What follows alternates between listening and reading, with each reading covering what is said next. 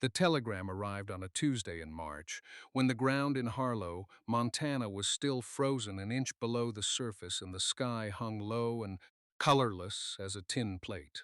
She had read it 3 times at the counter of the post office in Billings before she folded it and put it in her coat pocket.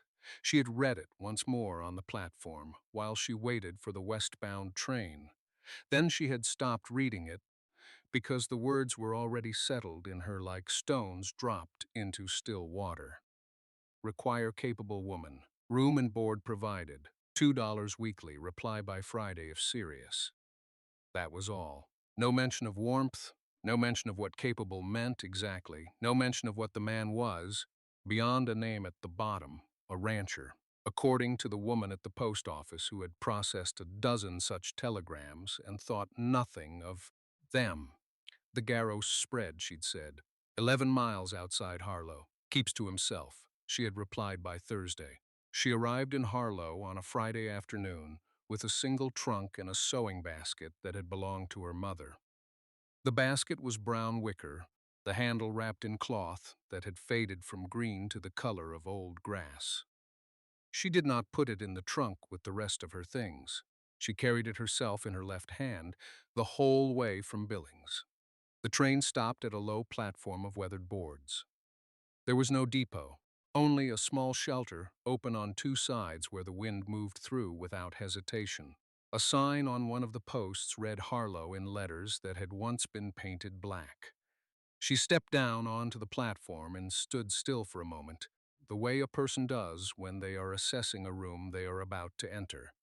The main street was visible from where she stood. A general store, a livery, a building with a faded sign she could not read from this distance, a few horses at the rail, a dog sleeping in a patch of light between 2 storefronts. The whole town looked as though it had been set down in the middle of the plain, and then, quietly forgotten by whoever had set it there, she counted perhaps 8 buildings that were still in use. 3 more that were not. There was no one waiting for her on the platform. She had not expected anyone. The telegram had said nothing about being met. She picked up her trunk with her right hand, kept the sewing basket in her left, and walked off the platform onto the frozen ground. Her boots made a sound against the earth that was dry and hollow, like the ground itself had something missing underneath it. The wind came in from the north and smelled like cold grass and distance. She walked toward the general store. The door to the general store was heavier than she expected. She had to put her shoulder into it. Inside, the smell was familiar. Dried beans, sawdust, tallow, the faint iron of a cold stove. 2 shelves of canned goods, one half empty. A barrel of flour with a scoop resting across the top. A woman behind the counter, broad-shouldered, somewhere past 50, watching her come in with an expression that was not unfriendly and was not warm. She set her trunk down, kept the sewing basket. I'm looking for a man named. She gave the surname from the telegram. The woman's expression did not change, but something in it settled, like a question she had been carrying had just been answered. She came around the counter slowly, wiping her hands on her apron. You're the one who answered the notice. It was not a question. Yes. The woman looked at her for a moment, not unkindly, but completely. The way a person looks at a horse before buying it. Then she nodded once, as if confirming something to herself. He's out at the ranch, 3 miles north. You can leave the trunk here. I'll have it sent out. She paused. Or you can wait. He comes in most afternoons for grain. She said she would wait. The woman behind the counter gestured toward a chair near the cold stove and went back to whatever she had been doing without further ceremony. The chair had a crack across the back rail. She sat in it carefully. The store had 2 other customers over the next hour. A man who bought a tin of tobacco without speaking. A boy, maybe 9, who came in for a paper twist of licorice and stared at her from the doorway until the woman behind the counter told him to go on. She sat with her hands in her lap and looked at the town through the window. What she had seen from the platform was confirmed at this distance. The buildings that remained open were doing so through something closer to stubbornness than prosperity. The paint on the feed store across the street had not been refreshed in years. A window on the second floor of the buildings beside it was covered with burlap rather than glass. The dog she had noticed earlier was still asleep in its patch of light, which had moved 3 feet west with the sun. There had been more here once.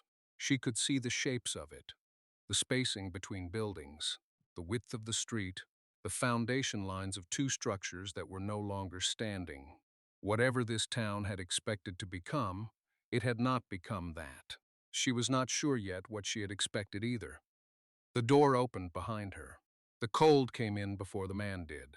She did not turn around immediately. She heard him stop, heard the woman at the counter say his name, heard something shift in the quality of the room's silence.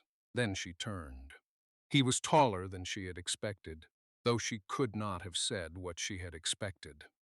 He wore a coat that had been good once, the kind of good that was earned rather than bought, and it had earned considerable weather since then. He stopped just inside the door and held his hat in both hands. The woman at the counter said his name in the tone of someone releasing an obligation, and he nodded at her without looking away from the window where she sat. She did not stand. She had learned, in the months that had required such learning, that standing too quickly read as eagerness, and eagerness shifted power in ways she could not afford to shift it. He came to the table. He did not pull out the chair across from her. He set his hat on it instead and stood with his hands at his sides and looked at her the way a man looks at a fence line he is about to commit to. Not unkind, but measuring. She looked back. His face was weathered past what his age likely was. There was a scar along the left side of his jaw, old enough to have settled into the skin rather than sitting above it. His eyes were the pale gray of a sky before snow. He was not handsome in any way that announced itself, but there was a steadiness in him that she registered the way you register a table that doesn't wobble without thinking about it, but with immediate small relief. He said, "You came," she said. "I said I would." He pulled the chair out then and sat down. He set his hands flat on the table, large hands, calloused across the palm in the pattern of someone who works rope. The woman at the counter had found something to do near the far end of the room. He looked at the table for a moment, then back at her. "The letter said you'd done housekeeping, and cooking, and mending." "The letter said that too." "It did." He paused. "I have 40 head and a cabin that's been running one person for 3 years. It's not." He stopped, started differently. "It's not what it was." She understood this to mean several things at once. She did not ask which ones he intended. "I'm not what I was either," she said. Something moved in his expression there and gone before she could name it. Outside, the wind had picked up. She could hear it along the bottom edge of the door. The dog that had been sleeping in the patch of sunlight was no longer there. She had watched it leave while he was talking, without quite tracking the moment it went. He looked at her hands where they rested on the table. He did not comment on them. "I have a wagon outside," he said. "Ride out is about 2 hours." "All right," she said. He reached for his hat. The wagon was a working one. No cushion on the bench seat, a crack in the side rail that had been repaired with wire rather than replaced. She noted these things without judgment. They told her about priorities, and priorities told her more than most people meant to share. He helped her up without asking if she needed it, simply placed himself at the wheel and offered a hand, and she took it because refusing would have been its own kind of performance. Her trunk went in the back. He tied it with 2 half hitches and checked the knot once. The town slid past as they moved down the main street. 3 men outside the feed store.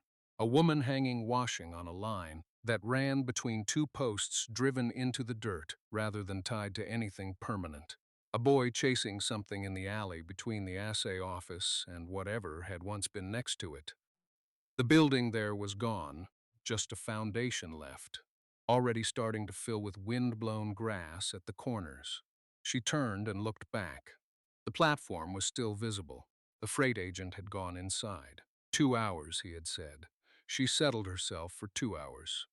The road out of town was straight for a while, then began to curve with the land. Grass on both sides, brown at the tips and green lower down from last week's rain. A hawk turned slow circles over something in a draw to the south. The sky was the kind of pale blue that meant the heat would ease by mid-afternoon. He did not talk. This did not bother her. Once, maybe 20 minutes out, the wagon dropped hard into a rut, and she put a hand to the seat rail to steady herself. He said nothing, and she said nothing. The horses found their footing and kept walking. She watched the land. There was more of it than she had expected. She had known in the abstract what the West looked like, but knowing and seeing were different transactions entirely. No trees except in the dips where water ran in spring. No fences except one stretch of new wire that ended abruptly at a corner post with nothing on the other side of it yet. After an hour or so, she saw the mountains. Not mountains she had seen in pictures, dramatic and sudden. These came up gradually, the way something important often does, so that by the time you were certain they were there, you had already been looking at them for some time. She thought about the letter. Capable woman for a working ranch, room and board, wages discussed on arrival. She had written back in a single day, had not discussed it with anyone. He shifted his grip on the reins and the horses adjusted and the wagon moved, on through the afternoon. There was a question she had not asked yet. She was deciding whether it mattered or whether she would simply watch and learn the answer herself. The town appeared the same way the mountains had. First a smudge at the edge of the flat, then a shape, then a building, and then two, and then a street that announced itself by the way the wagon slowed, and the horses lifted their heads slightly, aware of the change in ground beneath them. She looked at it without expression. 3 blocks, if you were generous with the word. A general store with a boardwalk that sagged in the middle. A livery at the far end with its doors pushed open. 2 saloons, she counted twice to make sure. And a building that might have been a church, or might have been something that had stopped being a church. There were gaps between structures where buildings had been pulled down or simply given up, the lots still showing the dark rectangle of old foundations. The ground there, a different color from everything around it. Half the storefronts had whitewashed windows. She had seen whitewashed windows before. They meant what they always meant. A business that had closed and wanted to look, from a distance like it hadn't. He pulled the wagon to a stop in front of the general store without explaining why and got down. She stayed on the bench and looked at the street. A dog moved along the far side with purpose, as if it had somewhere to be. 2 men stood outside the saloon nearest them, not talking, just standing. A woman crossed at the far end of the block, carrying something wrapped in cloth and did not look up. The town was not dead. That was the thing that struck her. A dead town was easier to read. This one was somewhere in the process of deciding, and it had been there long enough that the deciding had started to show in the buildings. He came back out of the general store with a small parcel and set it in the wagon bed and climbed back up. She did not ask what it was. They went another mile past the town before he turned down a track that branched off the main road. The ranch house came into view after a slow quarter-mile. Timber-framed, not large, with a covered porch and a window on each side of the door. Behind it, the land opened toward the mountains. There was a barn. There was a water trough. There was a fence that someone had started and finished, and which was the tidiest thing on the property. He brought the wagon around and stopped at the porch. She looked at the house. The step up to the porch was soft on one side. She could see it from the wagon. The gutter on the left eave had pulled away from the roof line and was waiting for someone to notice. The window glass was intact. The door was plumb in its frame. She filed each of these things without deciding what to do with them yet. He climbed down first and tied the reins without looking at her. Then he came around to her side, and she had already stepped down on her own, one hand on the wagon board, and was standing on the ground by the time he reached her. He stopped. She looked at him. He nodded once, as if that settled something, and moved toward the porch. Inside was one main room, A table with two chairs, a wood stove, a shelf with four items on it, a tin cup, a lamp, a Bible with a cracked spine, a small jar with a rusted lid. The floor was swept but not scrubbed. The corners held their history. There was a bedroom through a narrow door, and she could see the edge of a bed frame and a wool blanket folded at the foot. She set her bag down beside the table. He stood near the stove and looked at the room the way a man looks at something he has stopped seeing. Then he looked at her. She was looking at the shelf, she said. Is the lamp full? He said it was. He said there was wood stacked out back and a well 20 yards to the east of the barn. She said, where do you want me to sleep? He said there was another room past the bedroom. She hadn't seen it. He showed her, small, with a narrow window and a cot frame that had a mattress on it. Ticking, flat but clean. The window faced west. She said that was fine. He said he'd eat at first light before heading out, and she didn't need to be up for that. She said she'd be up. He looked at her. She was already looking at the cot the way she'd looked at the step in the gutter. Measuring, filing. He left her to it. She heard him cross the main room and go out to the wagon. Through the small window, she watched him unhitch the horse and walk it toward the barn. He moved without hurry. He did not look back at the house. She sat on the edge of the cot. The mattress gave slightly. She pressed one hand flat against the ticking and held it there for a moment. There was no clock in the room. She could hear the wind against the eave corner, and then nothing. She unpacked her bag in a particular order, functional things on the floor beside, the cot, the rest underneath. At the bottom of the bag, wrapped in the gray cloth she always wrapped it in, was a small tin candle holder. Dented on one side, the wax channel stained dark from years of use. She set it on the windowsill and did not light it, just placed it there, where the last of the afternoon light would find it, and stood back and looked at the room she was in. It was hers for now. That was enough to begin. The first morning she woke before light. She lay still for a moment, listening. Wind at the eave corner, same as the night before. Somewhere below, the low sound of the stove being worked. Metal on metal, the dull knock of a log being set. She dressed in the dark and came down before he had finished. He looked up once, looked back at the stove. There was coffee already on, and she found a second cup on the shelf without asking. She poured and stood at the window with it, looking out at the gray shape of the barn, and beyond it the dark line where the land met the sky. He sat at the table with his own cup and did not speak. They stayed that way until the light came. It was not comfortable, exactly. It was something else. The absence of performance. After breakfast, she asked him what the day held, and he told her plainly. A fence line on the north pasture, 3 hours at least, possibly through to midday. She nodded. He took his coat from the hook by the door, and that was the end of it. She found the broom behind the kitchen door. The cabin was not dirty in the way of neglect.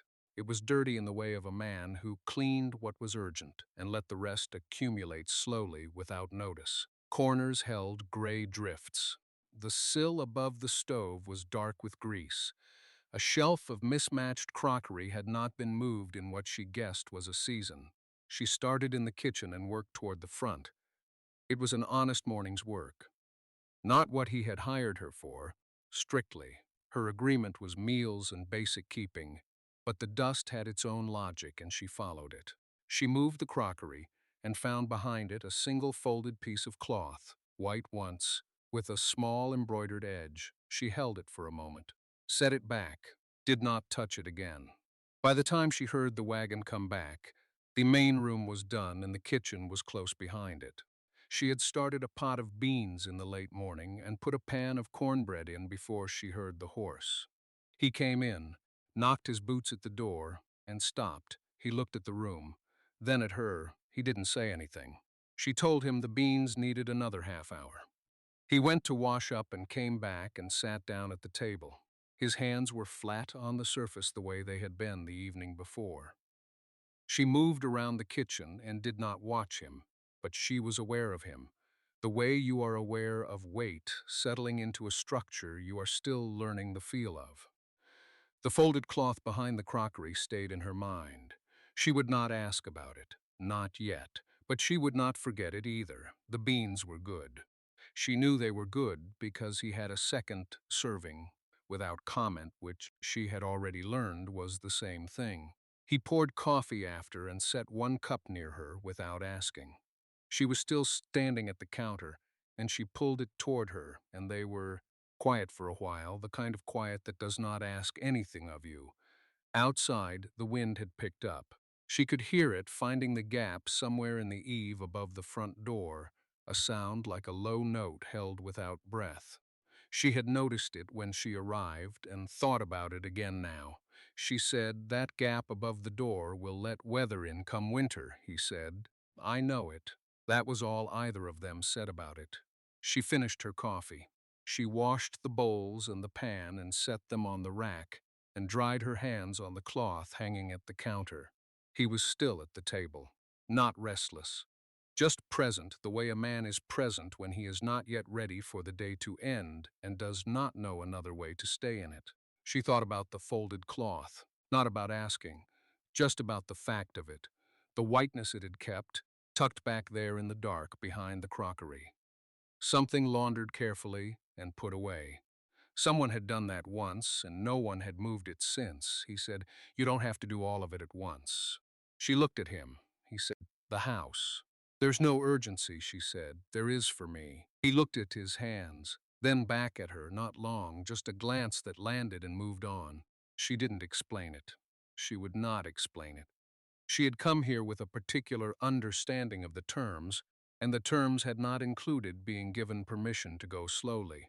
She was not going slowly.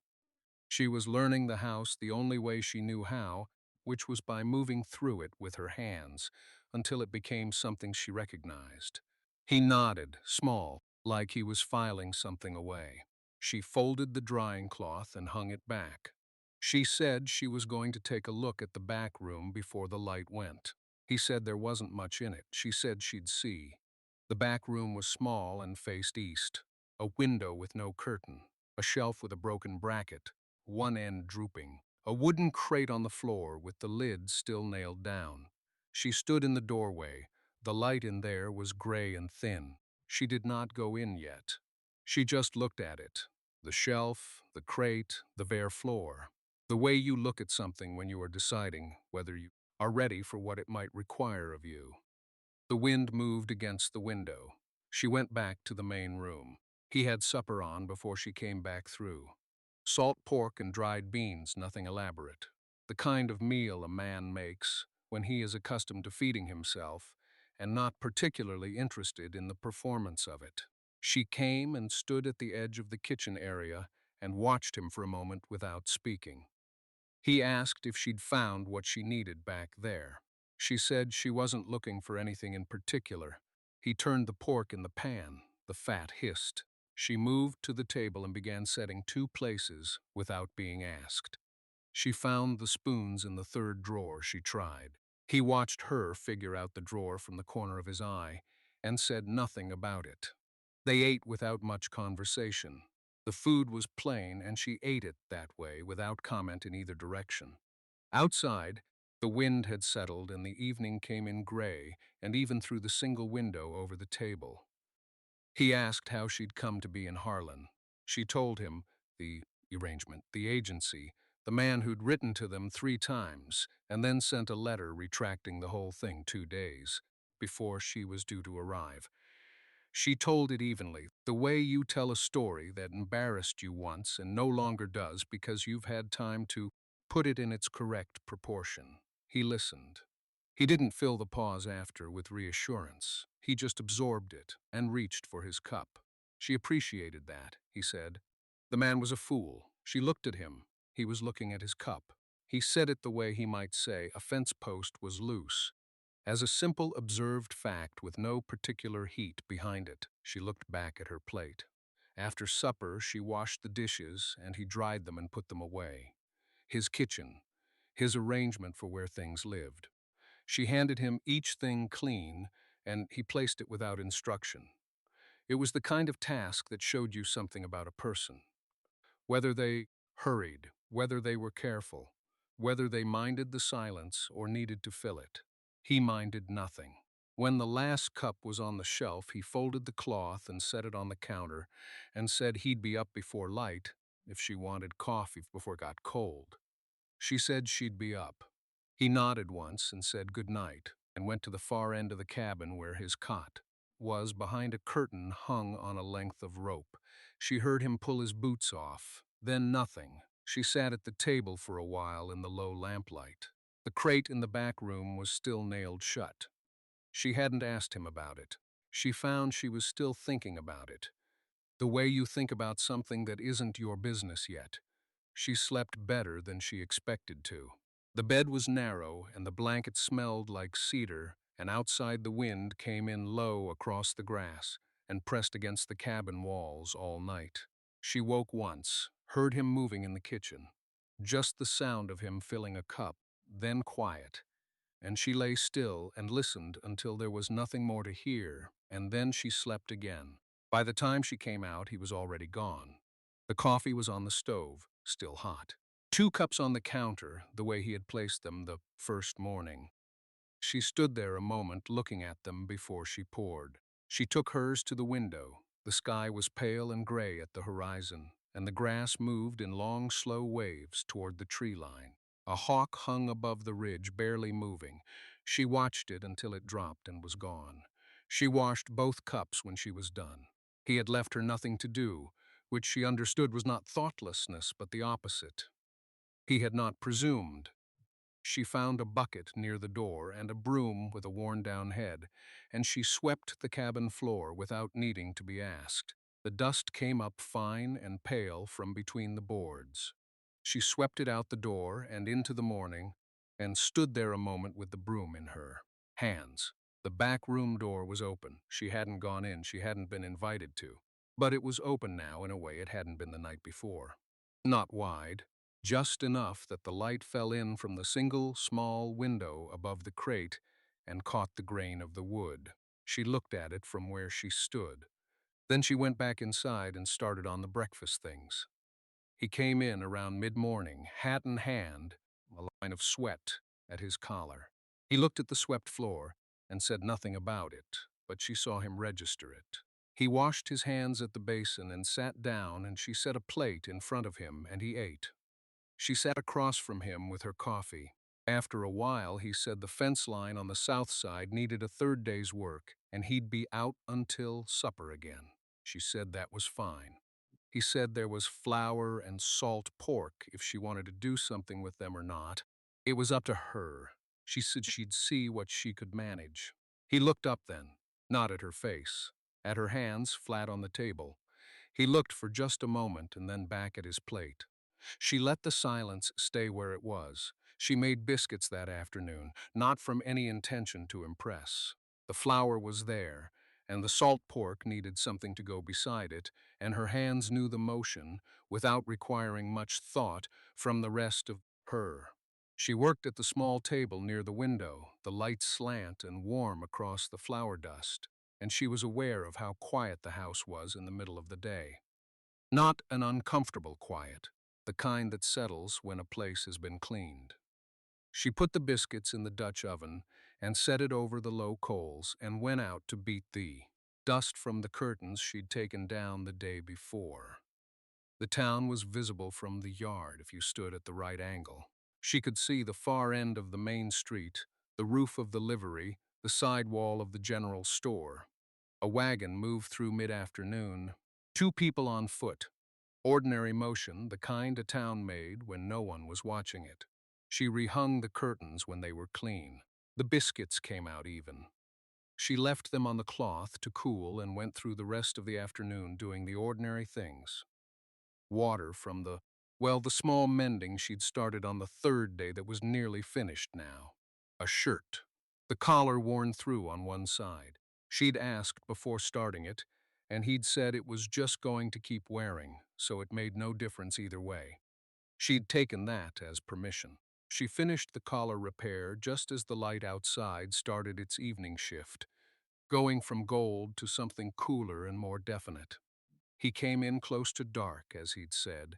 She heard the horse first, then his boots on the new step. He came in and she was at the stove and she said supper was nearly ready. He went to the basin and washed. The room smelled of the salt pork and the biscuits and something from outside he'd brought in on his coat, wood smoke or dry grass. She wasn't sure which. He sat.